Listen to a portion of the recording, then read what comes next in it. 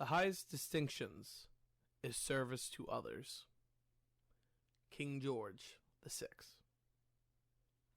The man known as King George VI was born the 14th of December, 1894 at Sandringham Palace, the second son of the Prince of the Duke of York, George, and the Duchess of York, Mary of Teck.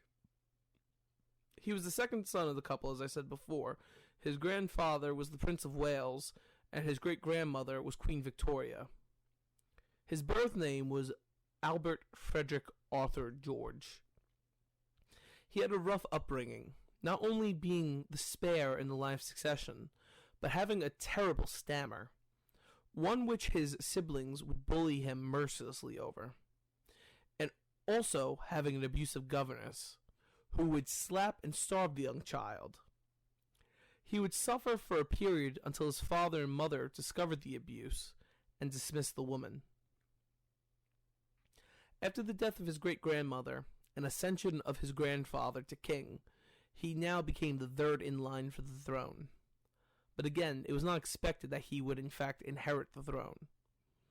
He, most of his life, had been schooled with his brother Edward, but when Edward was made the Prince of Wales, he began his own career, making a name for himself. He attended Dartmouth Naval Academy, and he would serve his first post in the West Indies in 1913.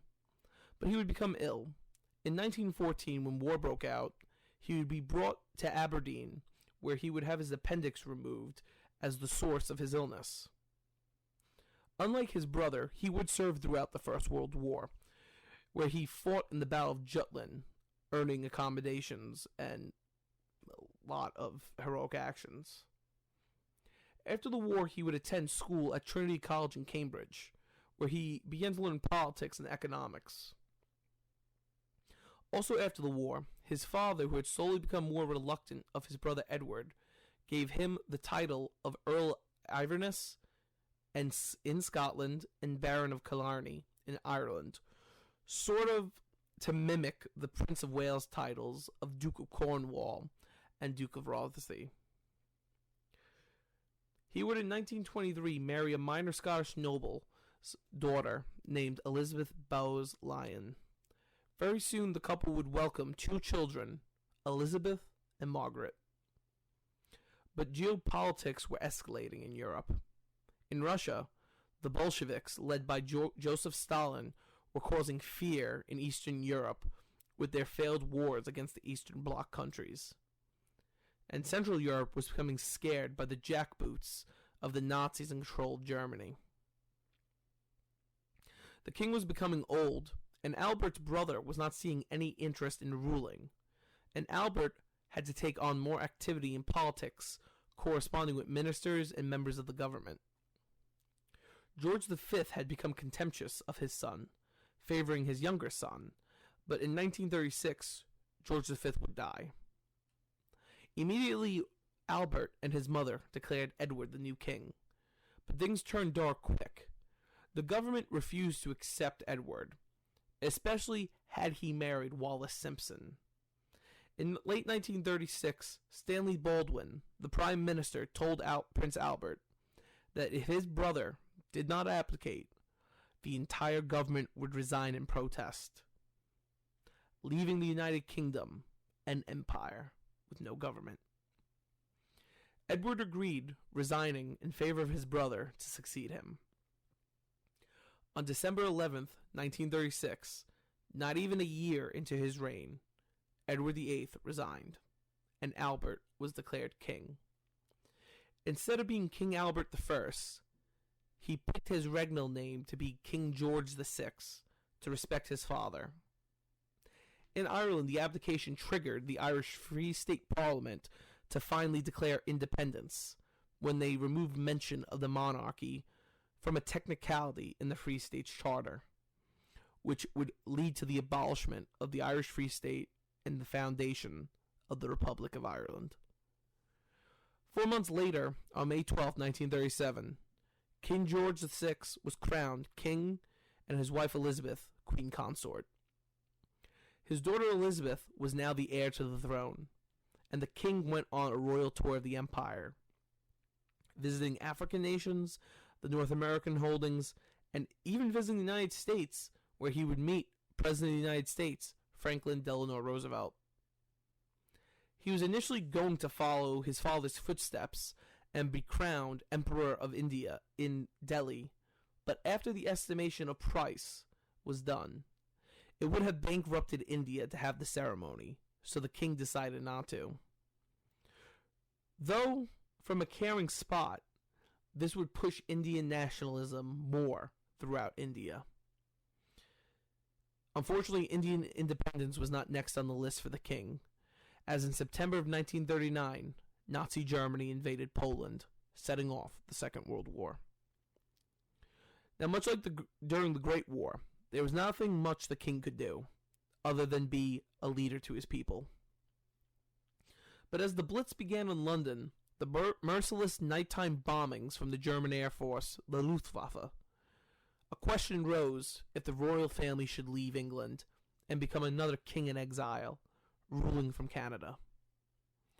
When the king asked his new prime minister, Winston Churchill, what to do, Churchill said, "You must do what is right for your family."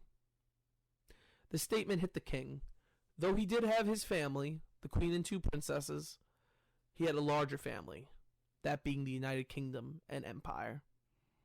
So instead, he decided he would stay in London throughout the war, even when a German bomb struck Buckingham Palace. But as the war went in the Allied favor, he would become even more important. First, in helping with helping make the Germans believe an army was waiting to invade Calais, France, when he inspected the famous Dummy Army in Scotland in 1944. The second way he would help is by stopping Winston Churchill from joining the invasion of Normandy. Churchill wanted to be in the first wave, landing on the beaches, but the Allied political and military leaders thought it was a terrible idea. The king would tell Churchill that he could do it, but the king's going to do it as well. Churchill would be like, "You can't, you're the king," and then the king would be like, "But you're the prime minister." So he pretty much stopped Churchill from doing it. He was also proud that his daughter, the Princess Elizabeth, would volunteer and serve as a mechanic in the British Army throughout the war. When the war finally ended in 1945, he would appear with Churchill on the balcony of Buckingham Palace to celebrate the victory over Germany. His next great challenge was the marriage of his daughter Elizabeth to the son of the Prince of Greece, Philip. Philip was serving the Royal Navy during the war, fighting throughout the Mediterranean and other fronts, including the Pacific. But this isn't what made him reluctant of the marriage. Philip's sisters had been married to Nazi officials. His favorite sister, Cecil, I believe is her name, who died before the war, was the wife of George Dantas, a strong supporter of Adolf Hitler and the Nazi Party. Philip was also the cousin of Nicholas II, the last Tsar of Russia. So it was concerning to have the Princess Elizabeth married to what many viewed as a German. But the reality was Philip had lived in most of his life in England at this point, denouncing his father's house of Glucksburg and adopting his mother's house name Battenberg, which during the First World War changed the House of Mountbatten. The king would give away his daughter to Philip on November 20th, 1947. However, it is at this period he had also become very ill, an illness he tried to keep hidden from the public. The king was early in his life informed that cigarette smoking could help with his stammer. What began as a prescription became an addiction, the king smoking many cigarettes a day. But he attempted to ignore it. He then began his greatest achievement, the dismembering of the empire, first by his cousin and Philip's uncle Louis Mountbatten, who was helping with the Indian independence movement, but also the king and new prime minister, Clement Attlee, had decided enough was enough for an empire in a modern world. So came the creation of the Commonwealth. Each nation would be free to govern themselves and even have relations with other countries without Great Britain being involved. But the king would remain their head of state.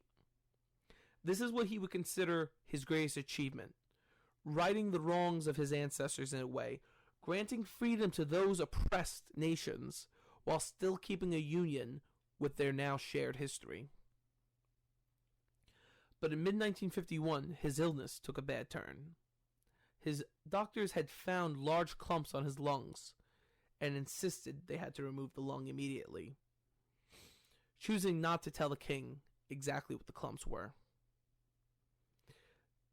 The surgery would be a success, but the clumps were not just abnormal clumps. They were cancer. And regardless of surgery, they had spread to his other lung. He had at best a few years, if not months, until his death. However, he decided to suffer in silence and continue his official duties. In 1952, he convinced his daughter and son-in-law to tour the Commonwealth. He told them he needed more time to recover, so he asked if she could do it. On January 31st, 1952, he bid farewell at London Airport. It would be the last time Elizabeth would see her father alive. The couple would then head to South Africa for the beginning of their tour. 6 days later, while sleeping, George VI died in his bed. It would take time, but the princess, now queen, would be located in Africa and told, immediately being sent back to England. However, because the king had been keeping his condition a secret, they did not have funeral clothes, which is now why royal families are pretty much required whenever they're traveling to have funeral clothes. He was laid in state at the Palace of Westminster on the 11th, and then he'd be laid to rest at St. George's Chapel on February 15th, 1952, with his father, as his mother had still been alive. George VI was a kind man, a good man, who did not view himself as a ruler, but more as a servant, something he would put into his own daughter's way of ruling. He did not want to be remembered as a man above others, instead as a normal father and husband, who unfortunately was put in a situation he did not want to be in. Like his father, monuments of him are across all nations of the Commonwealth, but the most famous is that rests on the Mall in London, right before Buckingham Palace, which originally was only of himself, but when his wife passed in 2002, her statue was added in 2009, both unveiled by their daughter, Queen Elizabeth II. This will be our last video on the Windsor Kings. I intend to do one on his daughter, Queen Elizabeth II, but that is 96 years of information, so I will do that at some point. But thanks for watching. Please like, share, and comment. And if you are new to the channel, please subscribe. I'm trying to see if we can hit 1,000 before the end of the month. Thanks so much for the support, and we'll see you all real soon.